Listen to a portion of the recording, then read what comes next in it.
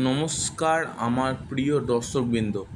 প্রথমত আমি কালকে রাত্রিরে হঠাৎ করে যখন আমার ঠিক রাত 10টা থেকে 11টা ওই সময়টা করে হঠাৎ করে কিছু অ্যাপ্লিক্যান্ট আমাকে অ্যাপ্লিকেশান আইডি পাসওয়ার্ড পাঠালো এবং বললো, স্যার আমার অ্যাপ্লিকেশান আইডি পাসওয়ার্ড থেকে সব কিছু ঠিকঠাক আছে।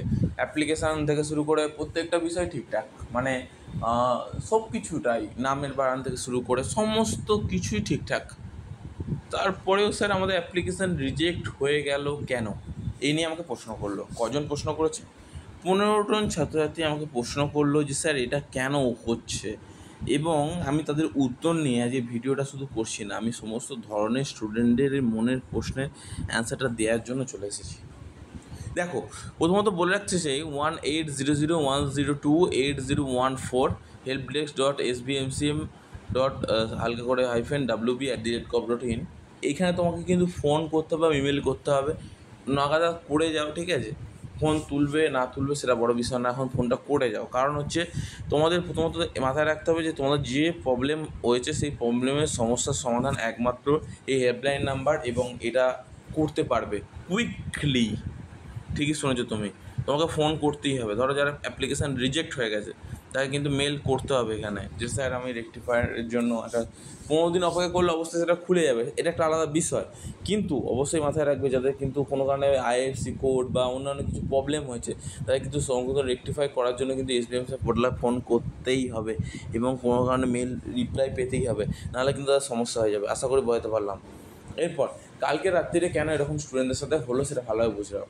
দেখো, এসবিএমসিএম পোর্টালের ক্ষেত্রে অনেক ধরনের সমস্যা দেখা যাচ্ছে। 404 এররের কথা তো আমরা অনেক আগেই বলেছিলাম যে দেখো, 404 এরর হতে পারে। প্রবলেমটা হচ্ছে এরকমই সিস্টেমেটিক প্রবলেম, যেখানে তোমাদের অ্যাপ্লিকেশান আইডি পাসওয়ার্ড সব কিছু ঠিকঠাক আছে, তোমাদের নামের বানান থেকে শুরু করে সব কিছু ঠিকঠাক থাকার পরেও দেখা যায় যে অ্যাপ্লিকেশানের কোনো কিছু ভুল ত্রুটি থেকেই যায়। মানে ধরো দেখা গেছে যে তোমরা যখন আপলোড করছো সেটা হচ্ছে ঠিকমতো করে আপলোড করোনি, তোমাদের কোনটা দেখা যাচ্ছে না। মার্কশিটের ক্ষেত্রে এপিট আপলোড করোনি, কোয়ালিটি মেনটেন করোনি, আধার কার্ডে তোমাদের হচ্ছে কোনো কিছু নাম বোঝা যাচ্ছে না, বাবার নাম বোঝা যাচ্ছে না, ডেট অফ বার্থ বোঝা যাচ্ছে না, মানে কিছুই বোঝা যাচ্ছে না। এরকম কিছু যদি আপলোড করে থাকো, দেখো সিম্পলিটি কী বলো তো, 404 এরর মানে হচ্ছে অনেক সময় কি ভুলবশত এসবিএমসিএম পোর্টালে হচ্ছে ক্র্যাশ করার কারণে তোমাদের এরকম দেখায় যে অ্যাপ্লিকেশান রিজেক্টেড, কিন্তু পরবর্তীকালে এগুলো ঠিক হয়ে যায়। যেমন অনেক ছাত্রছাত্রী এরকম দেখেছিল অ্যাপ্লিকেশান ফরওয়ার্ড বাই ইউআই, পরবর্তীকালে সে দেখছি অ্যাপ্লিকেশান অ্যাপ্রুভ, তারপর দিন আমাদের হচ্ছে ফরওয়ার্ড বাই ইউআই। বা ধরো একজন অ্যাপ্লিকেশান রিজেক্ট দেখিয়েছিল, পরবর্তীকালে দেখিয়েছিল application forward by HI.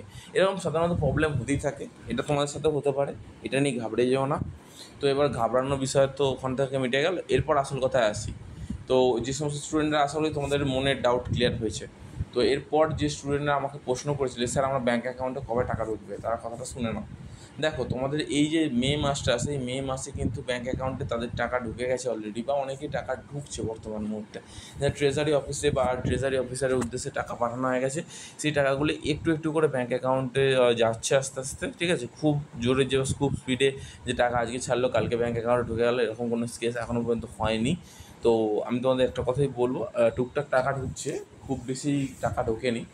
R forward by HY student আর অ্যাপ্রুভ স্টুডেন্টদের জন্য একটা গুরুত্বপূর্ণ কথা বলি, তোমাদের ধৈর্য ধরার আর কোনো প্রশ্ন নেই, কারণ তোমাদের অলরেডি কালকে রাত্রিরে আমাকে 5 থেকে 7জন মেসেজ করে বললো যে স্যার আমাদের অলরেডি অ্যাপ্রুভ করে দিয়েছে ফরওয়ার্ড বাই এইচওয়াই থেকে, আর অনেকে বললো স্যাংশন করে দিয়েছে। তো আমি খুব ভালো লাগলো যে তোমাদের স্যাংশন করে দিয়েছে এবং অ্যাপ্রুভ করে দিয়েছে, খুবই ভালো কথা। চিন্তা করো না, তোমাদেরও হয়ে যাবে, একটু অপেক্ষা করে যাও। এই ধরো একটু অপেক্ষা বলতে আমি বলছি 15 তারিখ অবধি অপেক্ষা করে যাও, কারণ তোমাদের তো ওখানে স্টার্ট আপ করবে বলেছে, অলরেডি ক্যাশ ডিসবার্সমেন্ট শুরুও হয়ে যাবে। তাই তোমাদের চিন্তা করার এখানে কোনো বিষয় আমি দেখতে পেলাম না। আর হ্যাঁ, রেকটিফাইড যারা ডকুমেন্ট আছে যারা আপলোড করেছে তাদের উদ্দেশ্যে বলি, সেলফ ডিক্লারেশান বা যে যে ফরম্যাটে বা যেভাবে তোমাদের আপলোড করতে বলেছে, ছবিটা মেনটেন করতে বলেছে, কোয়ালিটি মেনটেন করতে বলেছে, সেই কোয়ালিটি অবশ্যই মেনটেন করবে তোমরা, নাহলে কিন্তু সমস্যা হয়ে যাবে পরবর্তীকালে, ব্যাঙ্ক অ্যাকাউন্টে ঢুকবে না টাকা। আশা করি বোঝাতে পারলাম। তো এবার একটা গুরুত্বপূর্ণ বিষয় তোমাদের মাথায় রাখতে হবে যে রেকটিফাইড ডকুমেন্টগুলো আপলোড করার পর তোমাদের শো করছে না কেন। দেখো, তোমাদের শো করছে না এই কারণে যে রেকটিফাইড ডকুমেন্ট তুমি আপলোড করেছো, আপলোড করার পর কোনো কারণে কোনো কিছু প্রবলেম হয়ে গেছে বলতে দেখো অনেক সময় কী বলতো, তোমরা উল্টোপাল্টাভাবে আপলোড করে দাও, যে ধরো ঠিকমতো করে দেখো না কোনটা মুড়ে গেছে কী হয়েছে। আসলে এসবিএমসিএম পোর্টালে বলাই আছে যে কোনো ডকুমেন্ট যখন আপলোড করা হবে কোনো জায়গায় কোন মুড়ে গেলে হবে না, কোনো জায়গায় কোনো কিছু মানে ছবিটা অস্পষ্ট হলে হবে না, তাহলে অ্যাপ্লিকেশন রিজেক্ট হয়ে যাবে।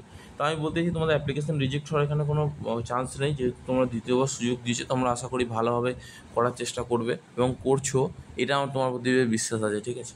আর একটা কথা তোমাদের না বললেই নয়, যে যাদের অ্যাপ্লিকেশান অ্যাপ্রুভ হয়ে গেছে বা স্যাংশন হয়ে গেছে তাদের উদ্দেশ্যে একটা কথাই বলবো, তোমাদের কিন্তু এখন অপেক্ষার দিন প্রহর গুনতে হবে, কারণ তোমাদের যতক্ষণ অ্যাপ্রুভ থেকে স্যাংশন না হচ্ছে তোমাদের ব্যাঙ্ক অ্যাকাউন্টে টাকা ঢুকছে না।